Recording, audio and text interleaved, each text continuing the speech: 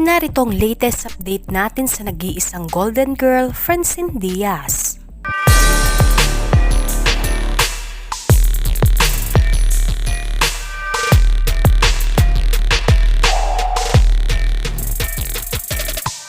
Panalong-panalo ang ama kabugera look ni Francine Diaz noong linggo sa kanyang ASAP performance. Bet na bet ng mga netizens ang kanyang kakaibang hairstyle at mas lalong naging attractive ang kanyang kagandahan sa kanyang napakagandang kumikinang na pulang outfit. Ibang fans ay sinasabing kamukha niya raw rito si Catherine Bernardo. Nagkalapit ang kanilang mukha nang dahil sa kanyang hairstyle bangs ni Francine Diaz.